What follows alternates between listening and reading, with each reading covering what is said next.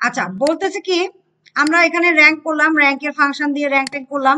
আমরা র্যাঙ্ক এই যে ফাংশন দিচ্ছি, আমরা এখানে র্যাঙ্ক দেওয়া আছে, আপনারা ওখান থেকে র্যাঙ্কটা দেখে নেবেন। এরপর আসি, আমাকে বলতেছে যে পুরা কাজটা তুমি শেষ করছো, পুরা কাজ শেষ করছো, মানে পুরা কাজ শেষ করতে বুঝাচ্ছি আমি যে এই পর্যন্ত যত ভ্যালুটের দরকার আছে সব ভ্যালুটের আপনি দিয়েছেন, ভিলুকআপ করেছেন, আপনার পুরা কাজটা কমপ্লিট হয়েছে। এখন পুরা কাজটা কমপ্লিট হওয়ার পরে আপনাকে আমি বলছিলাম যে সেভ এস করতে হবে।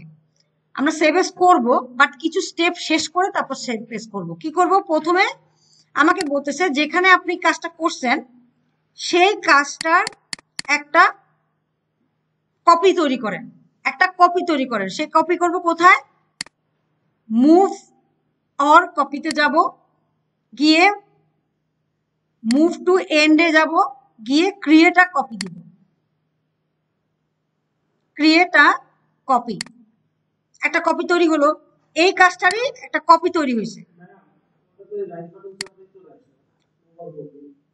আচ্ছা করেন, সমস্যা নেই।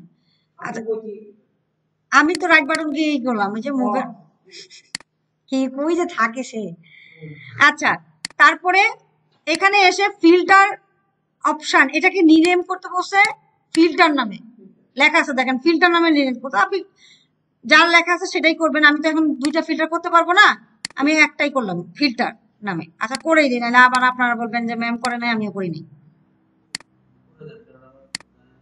হ্যাঁ, রিনেম, জাস্ট গিয়ে রিনেমে ফিল্টার করলাম।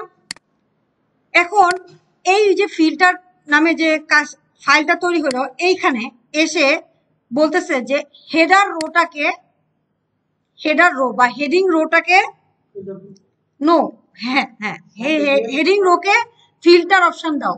হেডিং ওই যাক সবাই করতেছে, করলে তো আপনারা পারবেন না।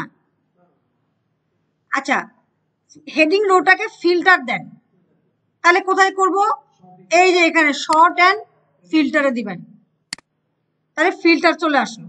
ফিল্টারের কাজ কি, অ্যাকচুয়ালি ফিল্টার আমরা স্পেসিফিক টাইপের ডাটা দেখার জন্য ফিল্টার করি। যেমন ধরেন আমি যদি চাই যে ডি কয়টা আছে, কাস্টমার নেমে ডি কয়টা আছে, শুধু ডি, ডি গুলোকে দেখাও, এই যে দুইটা দেখাইছে, আমি মনে হয় বিও সিলেক্ট করছি, বিও কাটে দিলাম, শুধু ডি কয়জন আছে, একজনকে দেখাচ্ছে। এটাকে বলা হয় স্পেসিফিক ডাটা টাইপ আনার জন্য আমরা ফিল্টার করি। স্পেসিফিক ডাটা টাইপ দেখার জন্য আমরা ফিল্টার করি, ঠিক আছে। আচ্ছা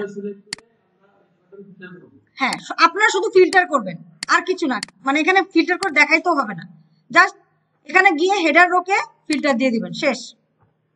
আচ্ছা দিলাম, দেওয়ার পরে এখন বলতেছে যে বিল অ্যামাউন্টে যদি কোনো ডুপ্লিকেট থাকে সেই ডুপ্লিকেট গুলাকে হাইলাইট করতে হবে। বিল অ্যামাউন্টে যদি কোনো ডুপ্লিকেট থাকে সেই ডুপ্লিকেট গুলাকে হাইলাইট করতে হবে। এই জন্য আমরা বিল অ্যামাউন্টের পুরো সেলটাকে, না হ্যাঁ হ্যাঁ হ্যাঁ ফিল্টার, হ্যাঁ হ্যাঁ ফিল্টার শিটটায়, হ্যাঁ পুরা বিল অ্যামাউন্টটাকে ধরলাম, ধরে কন্ডিশনাল ফরম্যাটিং এ গেলাম, হাইলাইট সেল রুলসে গেলাম, সেল রুলসে যাওয়ার পরে ডুপ্লিকেট ভ্যালুস, আপনাকে যে কালার দিতে বলবে আপনি সেই কালার দিয়ে দিবেন। আমার রেড ভালো লাগে, আমি রেড দিয়ে দিলাম, ঠিক আছে। করলাম, শেষ হলো না, আর কিছু নাই। এরপরে এবার আপনি সব কাজ শেষ হয়ে একটা সেভ দেন। এক্সেল ফাইলে সব কাজ শেষে অবশ্যই একটা সেভ বাটনে ক্লিক করবেন। করলাম, এরপরে আমরা ফাইলটাকে পেজ ব্রেক প্রিভিউতে গিয়ে এক পেজে নিয়ে আসবো, হেল্পার টেবিল দরকার নাই, আপনারা এইটুকুকে আনবেন।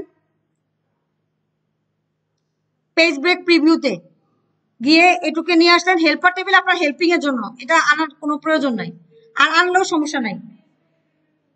এটা হচ্ছে ভিউতে গিয়ে পেজ ব্রেক প্রিভিউ, নর্মালে থাকে আপনি পেজ ব্রেক প্রিভিউতে যাবেন, এটা যেন এক পৃষ্ঠা আসে সেই ব্যবস্থা করবেন, করে আবার ফাইল সেভ অ্যাজ পিডিএফ করে ফেললাম।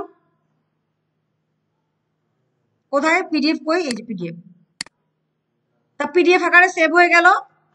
লাস্ট বাকি আছে কি সিএসবি, লাস্ট বাকি আছে সিএসবি। পরে আমরা এই যে দেখেন আমার এটা পিডিএফ আকারে সেভ হয়ে গেছে, জব টু পিডিএফ আকারে সেভ হয়ে গেছে। এখন বাকি আছে লাস্টে আর কোনো কাজ নাই, ওই ফালতু সিএসবিটা সেভ করে দিবেন বাস। এরপরে হ্যাঁ সেভ এজ দিয়ে সিএসবি, মানে সিএসবি হচ্ছে সবার লাস্টে করবেন। কেন? কারণ সিএসবি করার সাথে সাথে আবার নতুন একটা ফাইল জেনারেট হয়, এটা হচ্ছে মেইন সমস্যা। তখন এক্সেলে কাজ করতেছেন না সিএসবি তে কাজ করতেছেন এটা বুঝতে পারেন না। এই কারণে আমি বলবো যে সিএসবি ফাইলটা সবার লাস্টে সেভ করবেন। সেভ করবেন, ইয়েস ওকে মোকে দিয়ে দিবেন, বাস আপনার 3টা কাজ, আপনার এই কাজটা মোটামুটি শেষ। আর কোনো টেনশন নাই, কিছু নাই।